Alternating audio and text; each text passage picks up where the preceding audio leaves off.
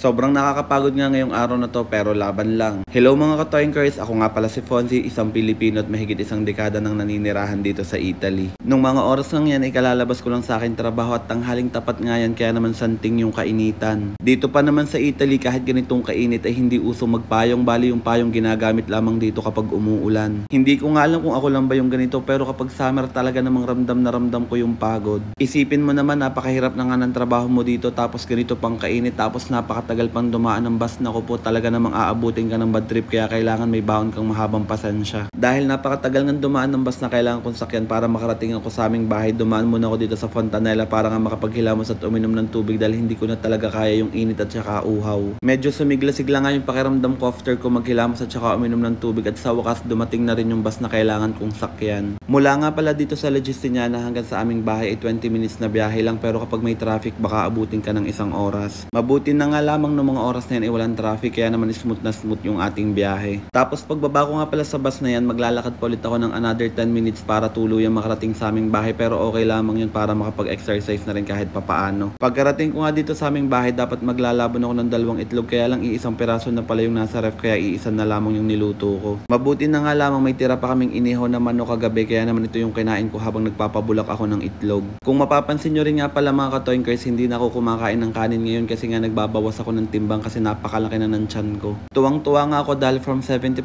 kilos naging 73 kilos na lang ako kaya tuloy-tuloy natin ang diet dahil kahit papano nabawasan na ako ng 2 kilo. Pagkatapos ko nga palang kumain ng tira-tirang inihaw na manok at isang perasong nilabong itlog, sumama naman ako dito kay Mati para bumili ulit ng bagong laruan. Nito nga kasi mga nagdaang araw may ubo at lagnat si Mati at buti na lang ngayong araw na to ay medyo magaling na si Mati kaya naman deserve niya ng bagong laruan. Kasama rin nga pala namin dyan yung tita ko na bunsong kapatid ng nanay ko at dahil natuwa nga siya dahil gumaling na si Mati kaya naman daw ibibili niya si Mati ng bagong Lego. Si Mati nga pala ay mag-a-6 na taon pa lang ngayong August pero kayang-kaya niya ng bumuo ng Lego kahit pa pang 10 years old. Mga ka-Toinkers, may request nga pala ko sa inyo. Sana naman kapag nag-comment kayo, ilagay ninyo kung taga saan kayo para naman malaman ko kung saan nga ba nakakarating o nakakaabot itong video kong ito. At alam nyo ba mga ka-Toinkers, medyo na-miss ko mag-voice over dahil huling beses kong nag-voice over ay noong 2024 pa, ngayon malapit na mag-2026. Pagpasensyahan nyo na rin nga pala kung medyo maingay yung background natin ngayon kasi napakalakas ng agasas ng aircon namin dito. Hindi ko naman mapahinaan kasi napakainit. Pagkarating nga pala namin dito sa Bimbo Store, natuwa nga si Mati kasi nakita niya dito yung Lego na binili namin sa kanya nung isang araw. Biniro ko nga si Mati, sabi ko yun na lang ulit yung bibilihin namin sa kanya. Aba sabi sa akin ni Mati wag na daw ako mag-joke kasi hindi naman daw nakakatawa. Hinayaan na nga lang pala namin mamili si Mati ng gusto niya, bala ang pinili niya isang Lego na Minecraft at isang Lego na Super Mario. Yung Super Mario ay regalo ng kanyang tita Ninang tapos yun namang Minecraft ay regalo ni nanay at saka ni tatay. Pagkatapos nga namin bumili ng mga laruan ni Mati, diretso uwi na agad kami sa bahay dahil nga itong si Mati atat-natat ng umuwi dahil gustong gusto niya nang buuin yung mga laruan binili sa kanya. Ay siya medyo mahaba-haba na tong vlog na to kaya naman tatapusin ko na to. So hanggang dito na lang.